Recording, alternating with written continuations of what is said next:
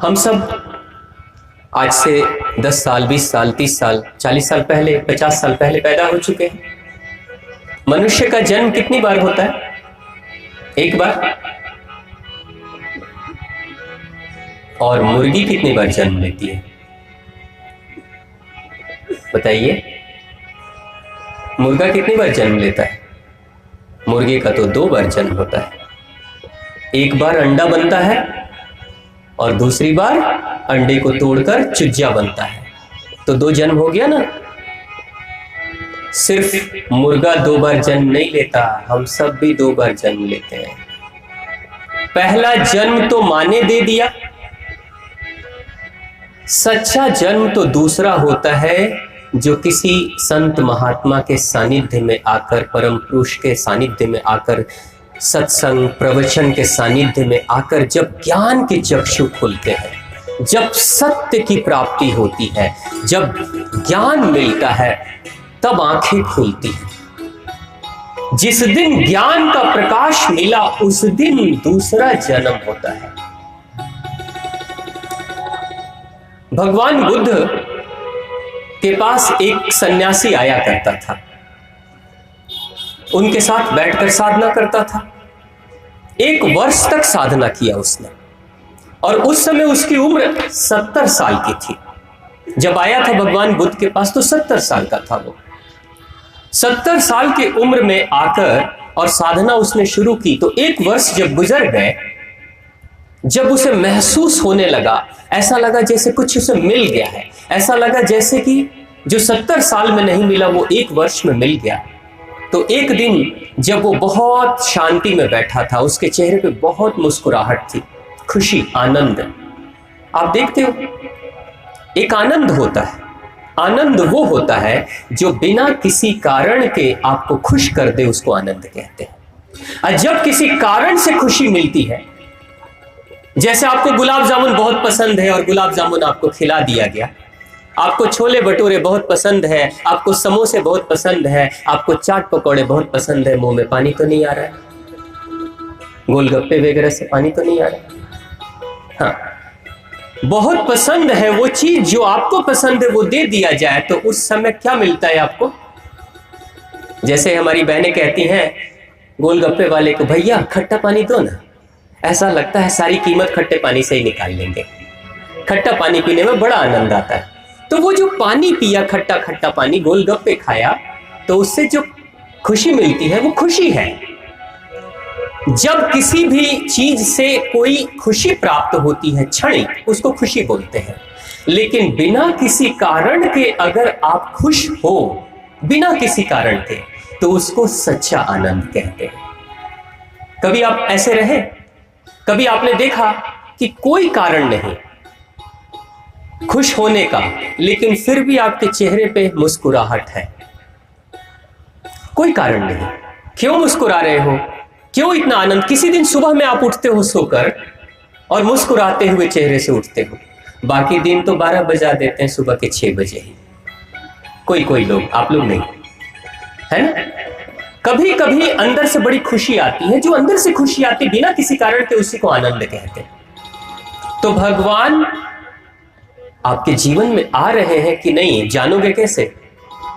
कैसे जानोगे? कहीं एक्सरे का मशीन तो है नहीं कि जाके एक्सरे करा दो, देखो जरा भगवान से मेरी दूरी अभी कितनी है, 1 किलोमीटर 2 किलोमीटर कितनी दूरी है। भगवान का अस्तित्व, भगवान यानी क्या? भगवान यानी कोई शरीरधारी सिर्फ नहीं। भगवान का मतलब परम शक्ति, परम ऊर्जा, उसको भगवान कहते हैं। और वो जो परम ऊर्जा है, परम शक्ति है। इसलिए आप जब कलकत्ता में जाओगे और दुर्गा पूजा के बारे में वहां किसी कलकत्ता वाले, किसी बंगाली भाई बहन से पूछोगे कि आपके यहाँ दशहरे में क्या करते हो, तो वो ये नहीं कहते कि हम दुर्गा पूजा करते हैं। बहुत लोग ये कहते हैं हम शक्ति पूजा करते हैं। करते बोलते शक्ति पूजा, यानी मां भगवती कौन है? शक्ति की देवी है, वो शक्ति देती है। जब मां आएंगी आपके जीवन में ना, तो कैसे आएंगी? मां जब जीवन में आती हैं तो ऑटोमेटिक आपकी शक्तियां बढ़ने लगती हैं। याद रखना, यही है पहचानने का तरीका। जब आपकी शक्ति अपने आप बढ़ने लगे तो समझ लेना भगवान आपके आसपास, आपके करीब है। ये जानने का सूत्र है, गहरा सूत्र है। जब बिना किसी कारण के आपके चेहरे पे हंसी है, खुशी है, अंदर से हंसने का मन कर रहा है, किसी से प्रेम से बात करने की इच्छा हो रही है, बिना किसी कारण के, वो आनंद है। तो पेड़ के नीचे बैठकर वो सन्यासी बड़े चेहरे पे हंसी खुशी लाकर आंखों को बंद करके ऐसा लग रहा है जैसे अंदर से कुछ आनंद सा मिल गया हो।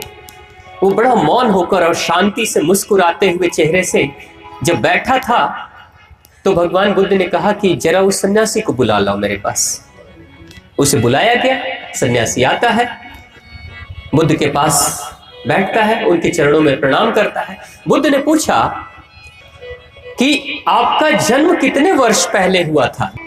तो सन्यासी कहता है, गुरुवर, एक ही वर्ष पहले मेरा जन्म हुआ है। 70 साल का इंसान कहता है एक ही वर्ष पहले मेरा जन्म हुआ है। वो कहते हैं क्या बात करते हो, आपकी उम्र तो 60-70 से ऊपर की लगती है। नहीं गुरुवर, वो जो जन्म हुआ था वो तो अधूरा जन्म था। अब जब मैंने अपने आप को जाना है तब पता चला कि सच्चा जन्म तो अब हुआ है। इससे पहले तो दुनिया को जाना, मैंने खुद को कहाँ जाना है। अब मैं अपने आप को 1 साल से जान रहा हूं, तब मैंने माना कि अब सच्चा जन्म मेरा हुआ है। यही वो स्थिति है। चूजे के रूप में, अंडे के रूप में तो सभी जन्म ले लेते हैं हम, लेकिन एक दिन जब इंसान अपनी मेहनत और मशक्कत से उस अंडे के खोल से माया के जाल को तोड़कर जब बाहर निकलता है और जब वो ज्ञान की प्राप्ति करता है, अपने आप को जानता है, तब उसका सच्चा जन्म होता है। याद रखिएगा, मां सिर्फ अंडे के रूप में जन्म दे सकती है, इससे ज्यादा कुछ नहीं कर सकती। मुर्गियों को देखा कभी आपने? मुर्गियां अपने अंडे के ऊपर जाकर बैठती हैं, लेकिन अगर 5 अंडे के ऊपर मुर्गी बैठ रही है तो 5 अंडों से चूजे निकाल दें ये जरूरी नहीं है। 5 अंडों से बच्चे निकले ये जरूरी नहीं है। बहुत सारे अंडे से चूजा निकलता ही नहीं। मां क्या कर रही है? सिर्फ बैठती है, अपने शरीर की गर्मी को देती है, पालन पोषण करती है, प्रेम देती है। लेकिन आधा काम तो मां करती है, आधा काम अंदर के चूजे को करना पड़ता है। अपनी शक्ति बढ़ाकर, शक्ति लगाकर अंदर से खोल को तोड़ना पड़ता है। और जो चूजा सफल हो जाता है उस खोल को तोड़ने में, वो तो नया जन्म ले लेता है। और जो चूजा खोल को नहीं तोड़ पाता है वो अंदर अंडे के अंदर ही दफन हो जाता है, जन्म नहीं हो पाता दोबारा। यही है माया का खोल।